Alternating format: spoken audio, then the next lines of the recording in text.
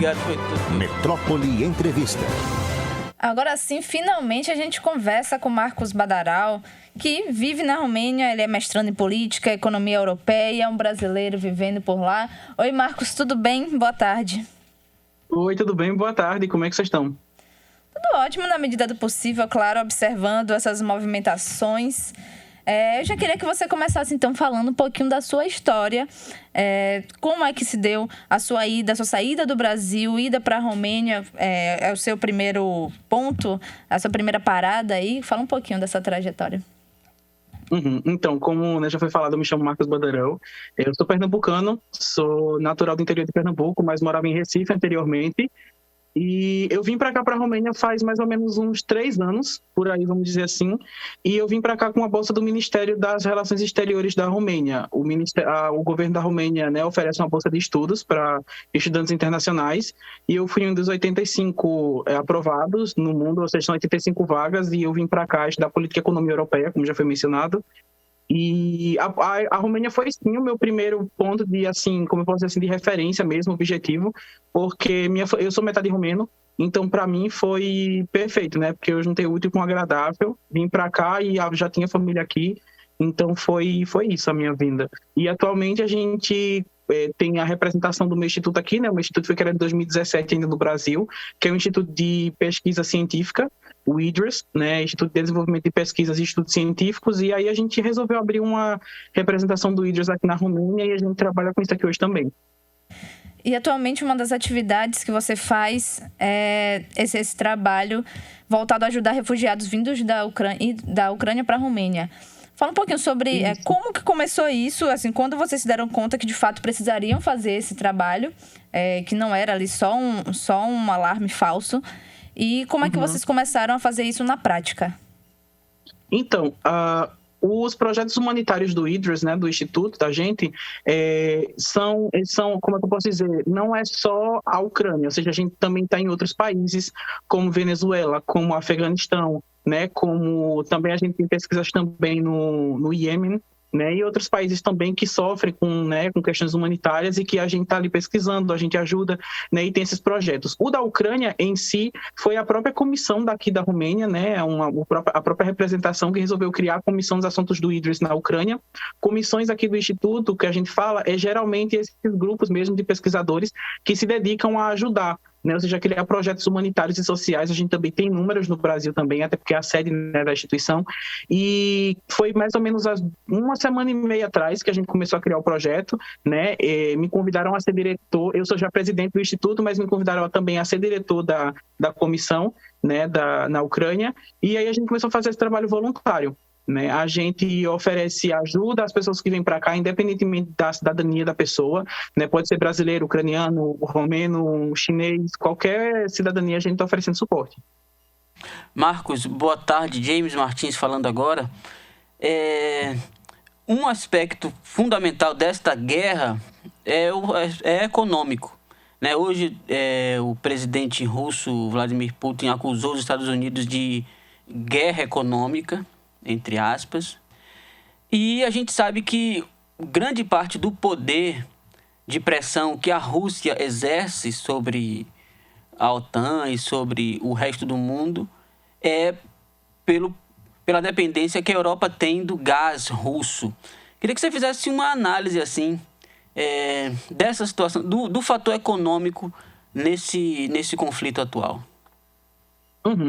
Então, a questão da economia, né, as relações bilaterais que a União Europeia, ou seja, os países da União, os 27 países, possuem com a Rússia atualmente, né, principalmente, como tu já falaste, o gás natural, né, que vem de lá, ou seja, as fontes de energia, que a gente chama. E aí, no cenário atual, eu considero que a União Europeia, né, acho que do meu ponto de vista, é um dos blocos econômicos mais bem desenvolvidos do mundo, né? Assim, numa escala de, como é que eu posso dizer, de organização institucional. E eles já começaram, inclusive, a criar outros, né? Outros projetos, outros meios de, como é que eu posso dizer, de vínculo mesmo, bilateral com outros países fora da União Europeia e dentro da União Europeia também, como é o caso da Romênia, né? Inclusive, a presidente da Comissão da União Europeia teve um encontro com o presidente Klaus Iohannis, que é o presidente daqui da Romênia, na última semana, justamente para falar exatamente sobre isso, né? Em relação à questão da busca de novos projetos para encontrar esses recursos naturais que a gente chama energéticos, né? Que é petróleo, gás natural, dentre outras coisas. E eu acredito que, do meu ponto de vista, a União Europeia está muito bem preparada, né, para esse impacto. Isso porque a União Europeia já tinha um plano, na verdade, de acabar, né, com a emissão de CO2, né, até 2050. Então, a gente já tem um plano de desenvolvimento e de reestruturação da União Europeia bem, como é que eu posso dizer, bem desenvolvido. Né? Então, a União Europeia, teoricamente, a União Europeia já está tentando sair, né, dessa dependência. É muito complicado quando um país, e além do mais que a União Europeia não é só um país, é um bloco econômico de 27 países, né, tem uma dependência, seja ela energética, seja ela econômica, seja ela política, seja ela social, de algum outro país, porque você se torna vulnerável. Né? Então, a União Europeia, porque todos os países da União Europeia fazem parte da NATO, né, isso é óbvio, e toda a União Europeia já estava preparada, ou seja, como é que eu posso dizer, já sempre existia um alerta em relação à Rússia. A NATO ela foi criada, né, para ser contra a Rússia. Então, a União Europeia, do meu ponto de vista economicamente falando, ela não, óbvio, vai ter um determinado impacto, já está começando a se sentir um impacto, né, mas esse impacto vai ser mínimo comparado, como é que eu posso dizer, ao que outros países, outras instituições, outros blocos econômicos poderiam sentir se tivessem essas mesmas relações bilaterais com a Rússia.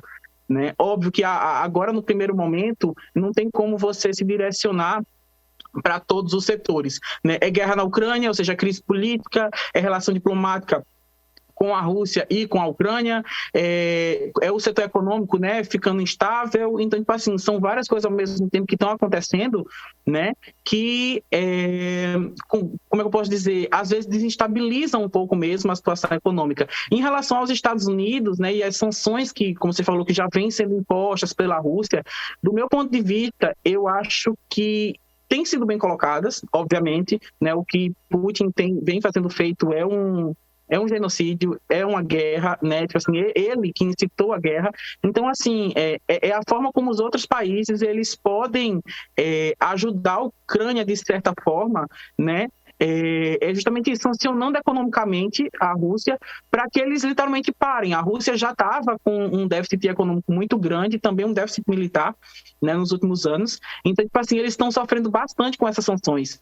Ao mesmo tempo, do meu ponto de vista também como especialista, acredito eu que também essas sanções atualmente elas estão funcionando como um certo tipo de gatilho. Essa semana passada, por exemplo, a Rússia ameaçou a própria Romênia, né? A gente aqui entrou em estado de alerta, porque Putin ele direcionou, né, a sua fala durante um discurso político que ele teve, ameaçando a Romênia e a Polônia e a Bulgária se os países do leste europeu ajudassem de qualquer forma a Ucrânia. Né? Então, tipo assim, é uma forma também de incitação, eu poderia dizer, mas que ao mesmo tempo incitação controlada. Né? Os Estados Unidos é a maior potência econômica do mundo, poderia dizer assim, e potência econômica não digo que tem a moeda mais cara, né, a melhor qualidade de vida, mas sim o maior controle econômico e, né, de mercado. E a União Europeia também é um bloco, é uma instituição, né, muito bem estruturada. Não acredito que vai ter tantos impactos. Eu acho que o maior impacto mesmo vai ser com a Rússia, é o que se espera, né, que tenha esse impacto, que eles, né, acabem acordando e acabem, né, terminando essa guerra que literalmente, do ponto de vista, está sendo inútil para ambas as partes. Né? A Rússia só está fazendo perder dinheiro, gastar dinheiro que eles já não tinham antes. Né? Então, é uma situação bem complicada economicamente falando, mas eu acredito que a União Europeia, em certa parte, e os Estados Unidos, eles estão bem preparados, planejamento, ou seja, relacionar aos planos, né, de desenvolvimento econômico. Olha, falando agora no Brasil, a gente vai falar, quero falar desse apoio humanitário que o seu instituto está prestando como você já explicou, a cidadãos de várias procedências do mundo. Mas ainda falando sobre a economia, eu estou vendo aqui no Estadão a seguinte manchete: dólar cai abaixo de R$5 com acenos diplomáticos entre Rússia e Ucrânia. A gente tem aqui especulado muito sobre o impacto no preço da gasolina, a relação do petróleo. Queria que você falasse um pouquinho dos impactos desse conflito aí na economia daqui. Olha, de fato, como é que eu posso dizer, um conflito, né, que vai, obviamente, afetar em escala global, né, qualquer país que tenha relação bilateral com a União Europeia e com os Estados Unidos, e até mesmo com a Rússia. E por quê? A questão do dólar, né, ter caído e tudo mais, e, tipo, por exemplo, até outras moedas também foram desvalorizadas, como é o caso da própria moeda da Romênia, né, subiu bastante o preço, tipo assim, a gente está aqui numa situação que, tipo assim, a gente está bem, né, uma situação bem besta, o euro subiu, o leu, né, está um pouco mais barato do que o euro agora. Então, assim, vários países vão sofrer determinados impactos. O impacto no Brasil e o impacto nos países, né, do continente americano, eu poderia dizer que não vão ser tão fortes. E por que eu digo? Porque como é que eu posso dizer assim, várias fontes de recursos naturais e fontes energéticas dos países da América do Sul, né, são, por exemplo, do Oriente Médio. O Oriente Médio ele não está, teoricamente, implicado na guerra. Né? E, inclusive, nós temos um país que vai se beneficiar bastante dessa situação na América do Sul, que é a Venezuela. Né? A Venezuela estava passando por uma crise, atualmente, está passando por uma crise econômica, mas a gente sabe que a Venezuela é um dos maiores produtores de petróleo da América, né, Latina, e os Estados Unidos, por exemplo, já começou a fazer relações bilaterais com ela. Então, acredito assim, que se o governo brasileiro acordar a tempo e fazer um plano estratégico econômico bem feito, sabe, que, tipo assim, direciona essas políticas públicas voltadas para outros países que também podem manter os mesmos acordos, né? Obviamente que não é tão fácil, não é tão simples, um acordo internacional não é tão simples, como é que eu posso dizer, realização. Mas eu acredito que os impactos na América Latina seriam fortes se os governos dos países respectivos, o Mercosul, né, a União do Caribe, etc., não acordarem, né, para a situação atual. Ou seja, precisa ser feito um planejamento econômico, precisa ser feito um planejamento financeiro para que novas relações bilaterais nasçam, para que a gente também não fique dependente, assim como a União Europeia depende da Rússia no setor energético, entende? Obviamente, a gente da América Latina, a gente está muito, como é que eu posso dizer, a gente tem o dólar como referência econômica, né, como eu posso dizer, como bolsa de valores. Então, se o dólar cai, né, teoricamente a situação da América Latina também piora, né? Obviamente, se acontece alguma coisa com o dólar, os outros países da América Latina sofrem com isso, né? Mas, como eu disse antes a ti, eu acredito que os Estados Unidos eles têm um bom preparo, né? Tem um bom desenvolvimento financeiro, um bom desenvolvimento analítico, né? Até mesmo para analisar essa situação toda e criar novos planejamentos. Então, assim, acho que não vai ser tão impactante, mas eu acho que as pessoas do Brasil, né, vão sentir um pouco sim, até porque o Brasil já está passando por uma crise econômica agora. Né? Os valores das comidas estão subindo, os valores da energia estão subindo, combustível no Brasil está muito caro, mas não é por conta da guerra da Ucrânia, né? É bom a gente frisar isso, que os valores não estão subindo no Brasil por conta da guerra da Ucrânia unicamente, são por outros fatores econômicos e financeiros que o Brasil vem enfrentando, né, há alguns anos aí atrás, e a gente sabe disso. Então, assim, é bem complicado a situação agora, porque países que já estavam com a situação financeira um pouco mal, óbvio que vão sentir um pouco pior a situação da guerra, né, e tudo isso que ela está causando. Mas eu acredito que, tipo, a guerra, ela vai ser, do meu ponto de vista, ela é uma guerra de média a longa duração, óbvio. Mas, como é que eu posso dizer? É na Europa. Tipo, o Brasil agora, acho que o Brasil deveria focar nos problemas que ele já tem, sabe? Não só o Brasil, como México, Argentina, né? Uruguai e Chile estão até ok ali na América Latina, mas também com vários problemas sociais também. E outros países da América do Sul, né? Obviamente, a gente tem que ficar, como eu disse, a gente tem que ficar atento, porque se o dólar cai, né, se tem problema nos Estados Unidos na economia lá, a gente também vai ter problema na América do Sul e na América Latina por um todo. Mas, tipo, nada a se preocupar assim, tão exorbitadamente agora, sabe, nesse exato momento. Marcos, a gente está conversando com o mestrando em Política e Economia Europeia, Marcos Badaral, brasileiro, vivendo na Romênia, à frente de um trabalho voltado para ajudar refugiados da Ucrânia e de outros lugares também, como ele frisou. Marcos, por falar em coisas que o Brasil enfrenta, recentemente a gente teve a notícia de um dos nossos deputados brasileiros, Arthur Duval, que foi, teoricamente, até a Ucrânia ajudar os refugiados, ajudar na luta, na guerra, dizendo que foi fazer até coquetel molotov, enfim. E o que chamou a atenção foi um áudio que ele gravou no grupo de amigos que vazou sexualizando a fragilidade das mulheres ucranianas, né? A fragilidade nesse momento e principalmente na situação de pobreza, né? A frase dele foi essa: são fáceis porque são pobres. E não é a única notícia que a gente tem relacionada a essa sexualização da fragilidade de mulheres nesse momento. Além de outras questões, como pessoas negras na Ucrânia sofrendo para ultrapassar a fronteira por causa disso, sofrendo mais do que as pessoas brancas sendo expulsas de trens. Já tem notícias a respeito disso. Eu queria que você falasse um pouco sobre essa formatação também das pessoas que vão para se aproveitar da situação. A gente já tem notícias também de tráfico humano relacionado a isso, esse aproveitamento da fragilidade da nação. Fala um pouco disso. Como é que vocês atuam também para tentar prevenir e para tentar direcionar as pessoas que precisam ultrapassar a fronteira? Uhum. Então, em relação a essa questão, né, vou falar primeiro do político brasileiro que veio até aqui, achei totalmente desnecessário, não tinha necessidade nenhuma. Eu sou uma pessoa que sou bem direta, eu falo mesmo assim, o que eu penso do meu ponto de vista técnico. Não teve necessidade nenhuma de nenhum político brasileiro vir aqui na Ucrânia, entendeu? Tentar ajudar em nada. Só fez gastar mesmo, foi dinheiro, até porque aqui existe missão diplomática do Brasil, existem embaixadores, cônsuls, né, chanceleres das embaixadas que estão a ajudar as pessoas. Então, assim, não precisava de político brasileiro estar saindo daqui do Brasil para ir para a Ucrânia, né? Eu acredito que o Brasil, essas visitas que eles estavam fazendo aqui deveriam ser muito mais bem implementadas em outros estados que realmente estão precisando de umas visitas, né, para que a gente veja a situação atual e econômica, por exemplo, de estados de interiores, né, de estados do Nordeste, que é de onde eu venho, né, e que seriam muito mais bem implementados esse dinheiro que eles gastaram. Dizem que foram com o dinheiro próprio. Aí eu já não tenho, né, informações a respeito, mas eu tenho informações a respeito dessa situação em relação à vulnerabilidade da mulher e do racismo que tu mencionaste. A vulnerabilidade da mulher é bem complicada, né? Por exemplo, hoje eu acabei de vir agora trazer para a entrevista um pouco, porque eu estava recebendo uma ucraniana, eu mesmo fui receber ela na estação de trem, né? Ela solicitou o suporte da gente, a mãe ela está indo para os Estados Unidos, a gente já conseguiu passagem e tudo, e aí o que é que acontece? É muito complicado, porque você vê o medo no olho da pessoa, você vê, ela é uma mulher sozinha, né? Então, tipo assim, infelizmente a gente sabe que a gente vive ainda numa sociedade muito machista, né? Que ainda tem vários, como é que eu posso dizer, vários tópicos que são sensíveis, né? No contexto diário social. Então, é bem complicado.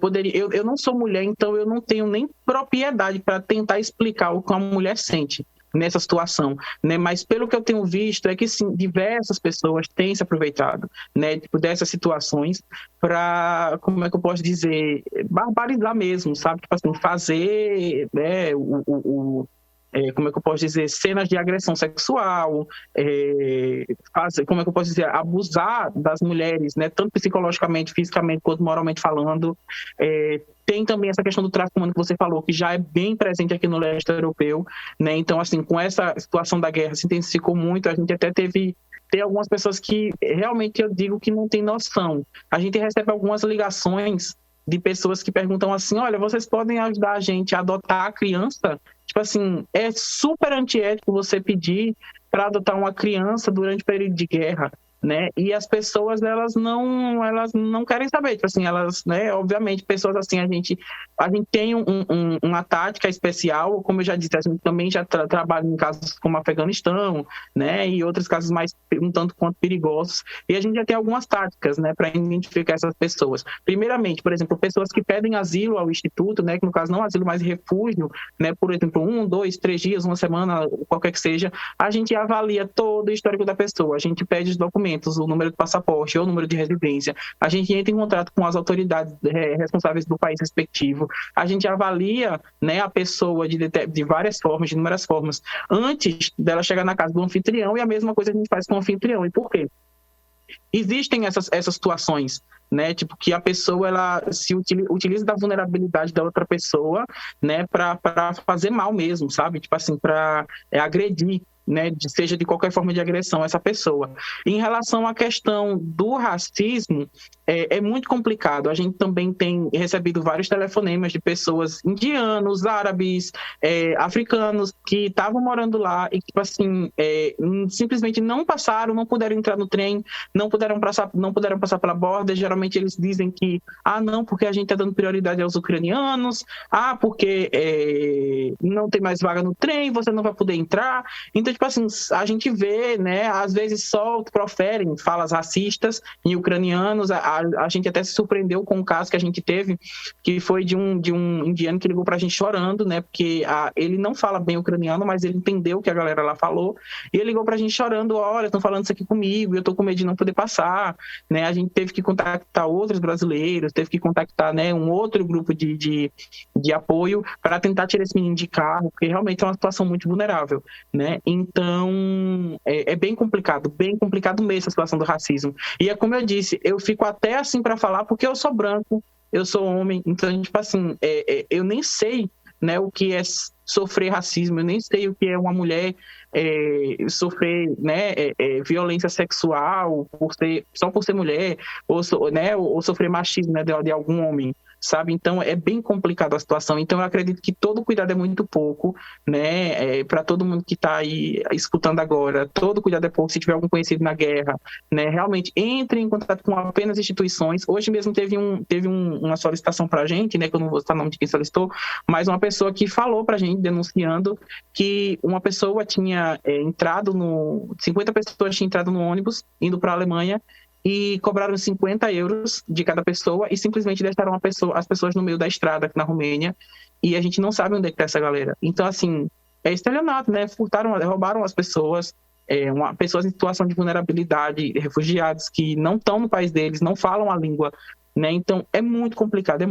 São inúmeras situações, né, que a galera deve ficar atenta mesmo. Então, assim, a gente tem alguns contatos, né, até mesmo com a polícia romena, com a polícia polaca, com a polícia ucraniana, que a gente mantém esses contatos, porque assim, são né, várias situações que precisam de um treinamento em si, precisam de táticas especiais em determinados momentos, né? Então é bem complicado.